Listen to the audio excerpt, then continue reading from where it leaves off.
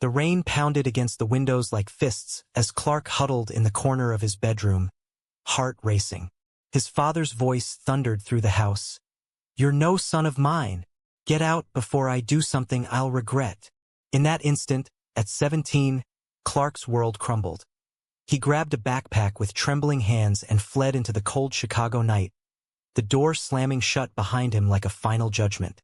Soaked and shivering, Clark wandered the streets for hours, the weight of rejection crushing him. He had come out to his parents that evening, hoping for understanding in their conservative suburban home. But instead, he faced fury and disgust. His mother had wept, but ultimately sided with his father, whispering, "This isn't how we raised you," as if his identity was a choice gone wrong. By dawn, exhaustion led him to a bus stop bench, where he curled up, wondering if survival was even worth it. That's when Mary found him. A middle-aged woman with kind eyes and a no-nonsense demeanor. She was on her way to her early shift at a local diner. She noticed the drenched teenager and stopped her car. "Kid, you look like hell. Need a ride?" Clark hesitated, but something in her voice, steady without pity, made him nod. She took him to her small apartment in a working-class neighborhood, fed him hot soup, and listened as he poured out his story. Mary didn't flinch. She'd seen her share of hardships, having lost her own family years ago to similar prejudices. "Stay here tonight," she said. "We'll figure it out tomorrow." In the days that followed, Mary became Clark's lifeline.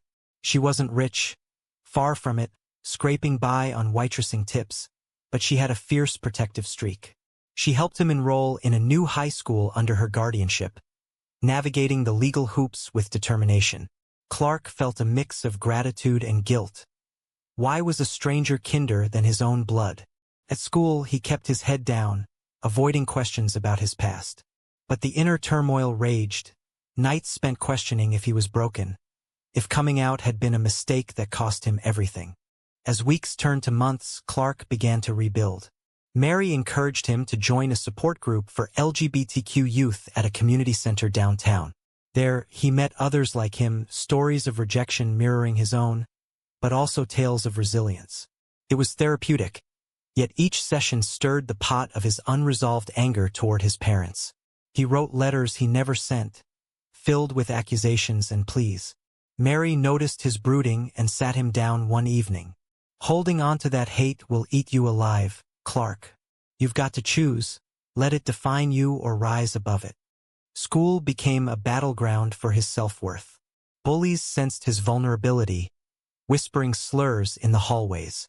One day, a confrontation escalated when a jock shoved him against a locker, yelling, "Freak!" Clark fought back, not with fists, but words. "I'm not the one afraid of who I am."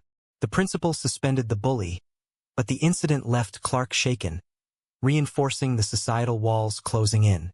He confided in Mary, who hugged him tightly. "The world's changing, but not fast enough. You fight your way, kid." Amid the chaos, Clark discovered a passion for writing. He poured his emotions into journals, then short stories about hidden lives and forbidden loves. A teacher noticed his talent and encouraged him to submit to a local contest. Winning third place was a small victory, but it sparked hope. Mary framed the certificate on the wall, beaming like a proud parent. Yet, beneath it all, Clark wrestled with morality. Was it wrong to hate his family? Should he forgive them unasked? These questions haunted him, decisions weighing like anchors. By his 18th birthday, Clark had a part-time job at a bookstore, saving for college. Mary surprised him with a cake and a promise. "Your family now, Clark. Blood doesn't matter." But as he blew out the candles, a thought flickered. Someday, he might confront his past. The tension built subtly, like a storm gathering, as he navigated friendships tinged with caution. One friend, Jamie, a quiet boy from the support group, shared lingering glances that hinted at more, but Clark pushed it away, fearing another loss. The year ended with Clark graduating high school, a milestone his biological parents would never see. Mary attended, cheering loudly, her presence a balm on old wounds. But that night, as he lay awake, the decision crystallized. He couldn't fully move forward without closure. The internal conflict intensified. Forgive or confront. The choice loomed, setting the stage for greater trials ahead. College brought Clark a fresh start at the University of Illinois, majoring in creative writing. The campus buzzed with diversity, a stark contrast to his high school isolation. Yet, the shadows of his past lingered. He avoided calls from unknown numbers, fearing his parents might reach out. Mary visited often, her encouragement a constant. You're building something real here, Clark. Don't let the old ghosts pull you back. In his sophomore year, Clark met Ethan in a literature class. Ethan was confident, with a sharp wit and eyes that seemed to see through Clark's defenses. They bonded over discussions of forbidden love in classic novels, Ethan's insights revealing his own gay identity. Their friendship deepened into something more during a late-night study session. When Ethan leaned in and kissed him softly, Clark pulled back at first, panic surging. Trusting someone meant risking heartbreak again. But Ethan's gentle persistence won out. I'm not going anywhere unless you tell me to. Their relationship blossomed in secret at first, Clark's fears of judgment holding him back. Ethan came from a supportive family in New York, which only highlighted Clark's scars. Dates were simple, walks in the park, coffee shops, but each one chipped away at Clark's walls. Yet, societal pressures crept in. A professor's offhand comment about traditional values in a lecture stung, reminding Clark of the world's lingering biases. He confided in Ethan, who held him close. We define our worth, not them.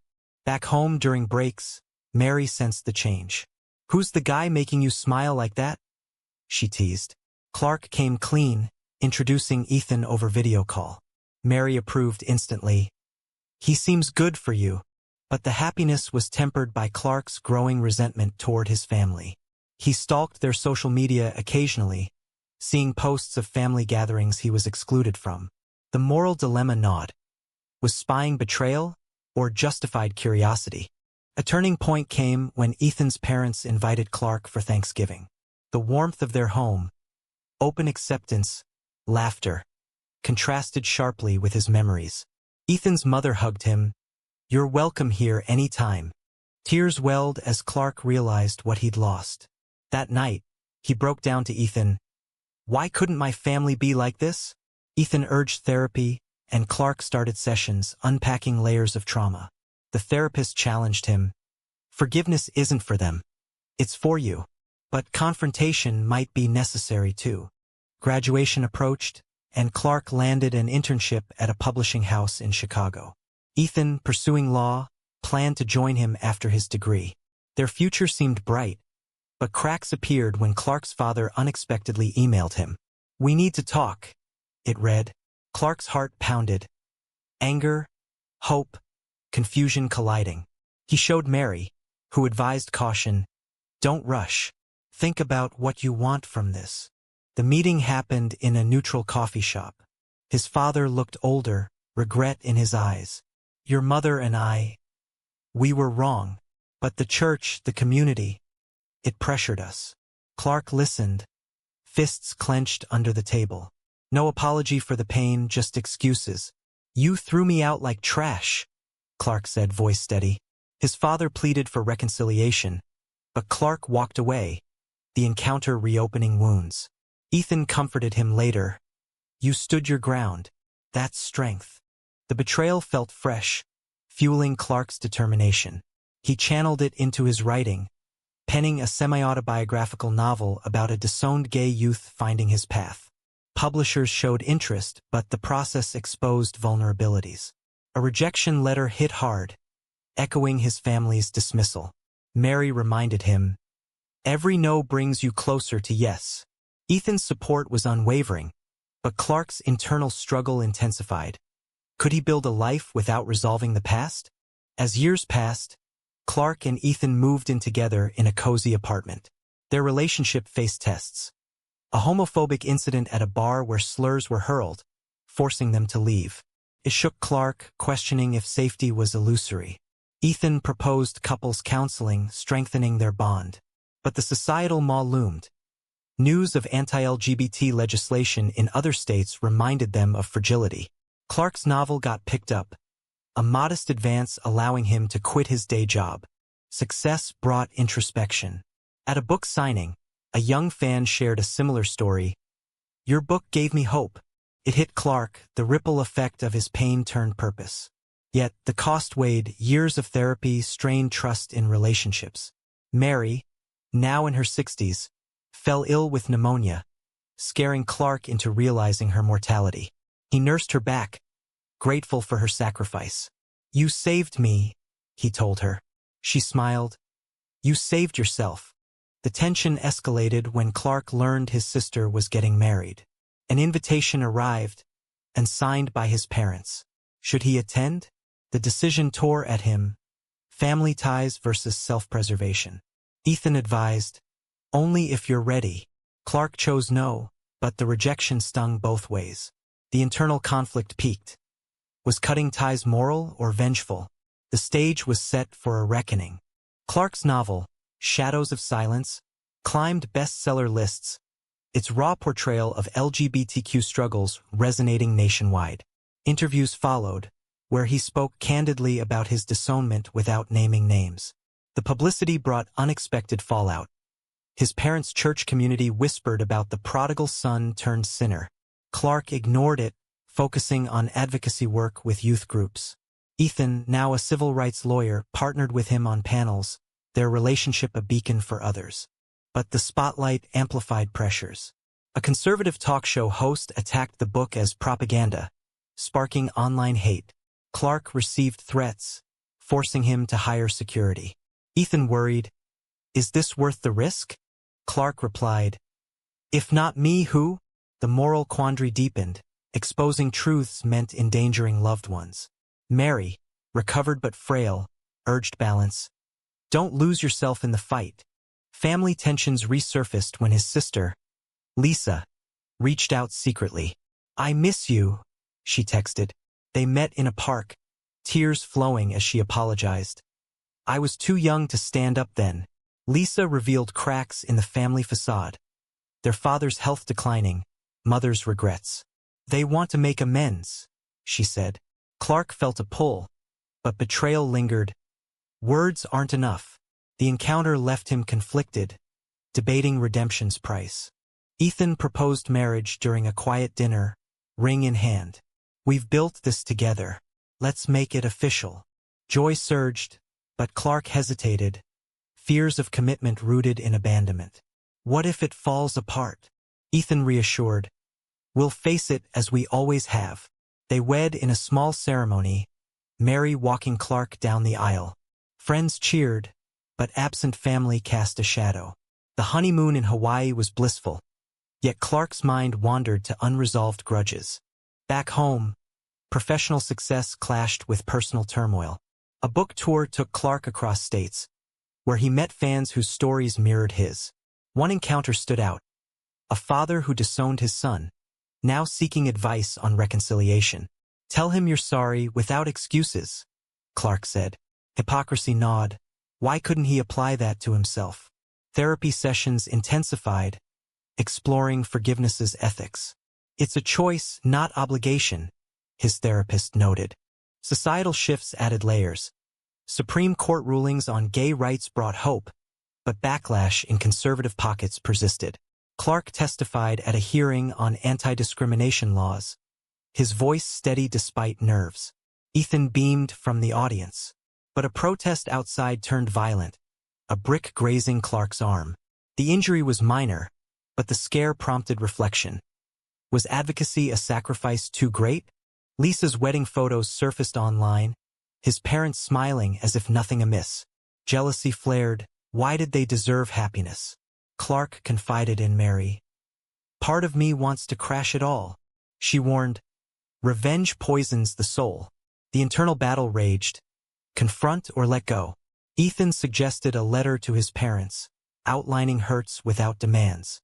Clark wrote it but hesitated sending. A career high came with a movie adaptation offer for his novel. Negotiations were grueling, studios wanting to soften edges for broader appeal. Clark fought back. The truth isn't palatable. He won, but at a cost, strained relationships with producers. Ethan supported, integrity matters more. Their bond strengthened, but Clark's restlessness grew. Dreams of confrontation haunted him, decisions looming like storm clouds. Mary's health declined again, this time with a cancer diagnosis. Clark took leave to care for her, guilt over past burdens surfacing. "You've given me purpose," she said weakly. Treatments were exhausting, forcing Clark to face mortality. Ethan helped, but the strain tested their marriage. Arguments erupted over priorities. "I need you here," Clark snapped once. Ethan replied, "I'm trying." Reconciliation followed, but the damage lingered. In a vulnerable moment, Mary shared her own secret. She'd been in love with a woman once, but societal pressure forced her to hide it. "I chose safety over truth," she confessed. It stunned Clark. Her empathy stemmed from shared pain. "Don't make my mistakes," she urged. This revelation fueled his resolve. He couldn't live in half-truths. The moral crossroads arrived. Bury the past or unearth it. As Mary's condition stabilized, Clark decided he'd return home, not for forgiveness but truth. Ethan agreed reluctantly. "Be careful." Lisa helped arrange a family meeting. Nerves built as the day approached, high stakes clear. What secrets might surface? The tension mounted, choices irreversible. The drive to his childhood home in the suburbs felt eternal, each mile dredging up memories. Clark gripped the steering wheel, Ethan beside him for support. "You don't have to do this," Ethan said. Clark shook his head. "I do. For closure." Mary, too weak to travel, sent her love. "Stand tall." As they pulled up, the house looked unchanged, a facade of normalcy hiding years of pain. His parents opened the door, faces etched with age and uncertainty. Lisa and her husband were there, a buffer. "Clark," his mother whispered, eyes tearing. His father nodded stiffly. They sat in the living room, tension thick. Clark started, "I'm not here to pretend nothing happened. You threw me out because of who I am." His father interrupted. "We were scared," the church said. Clark cut him off. "Excuses. You chose doctrine over your son." The confrontation escalated. His mother sobbed. "We prayed for you every day." Clark retorted, "Prayers don't heal abandonment." Ethan squeezed his hand, a silent anchor. Lisa mediated. "We've all suffered." Revelations poured.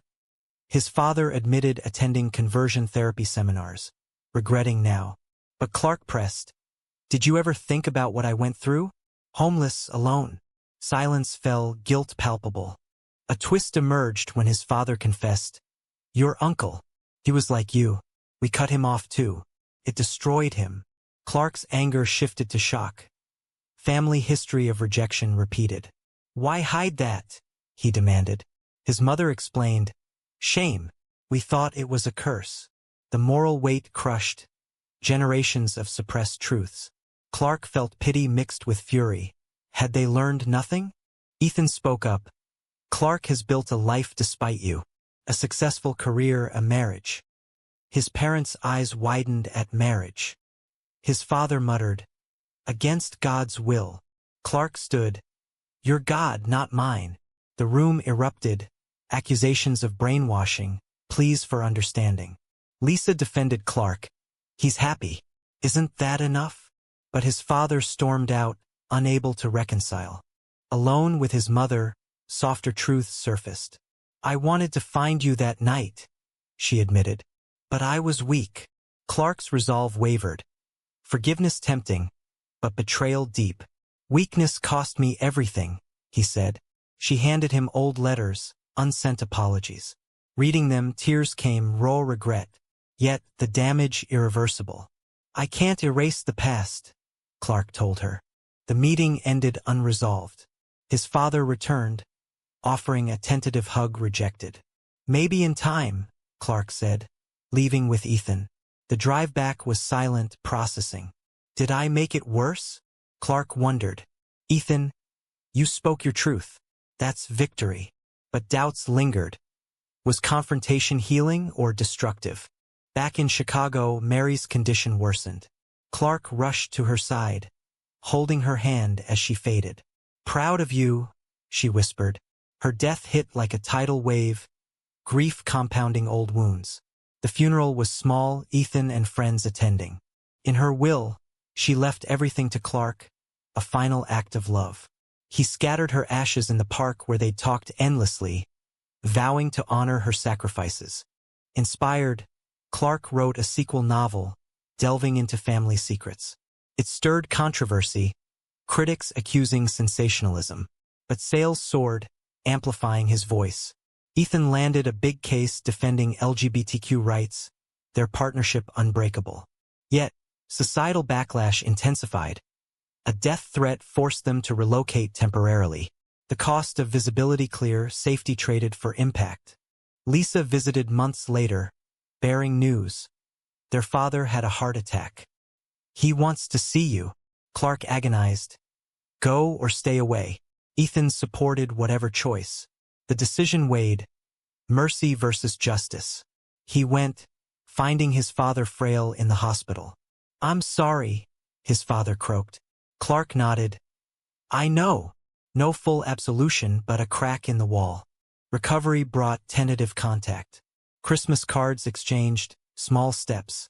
But Clark remained guarded, therapy helping navigate. The internal evolution continued. From victim to advocate, paying prices in emotional scars. Ethan's unwavering love grounded him, but questions persisted. Had he sacrificed too much for truth? As years blurred, Clark reflected on the journey.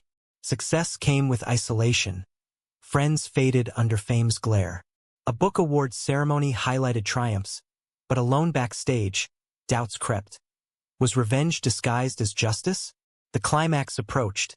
A family reunion invitation. Accept or decline. The choice would define legacies. The reunion loomed like a judgment day, set in a neutral venue, a rented hall in the suburbs. Clark arrived with Ethan heart-pounding. His parents, Lisa's family, even distant relatives gathered. Whispers hushed as he entered, eyes judging. His father approached first, voice trembling. "Thank you for coming," Clark replied coolly. "For Lisa's sake." Conversations were stilted, surface level. But tension built when an aunt remarked, "So, you're famous now for airing dirty laundry." Clark bit back. "Truth isn't dirty. Hiding it is." Murmurs rippled. His mother pulled him aside. "Please, no fights." But the dam broke when his father toasted. "To family healing." Clark stood. "Healing? You disowned me. Pretended I didn't exist." The room froze. Relatives defended.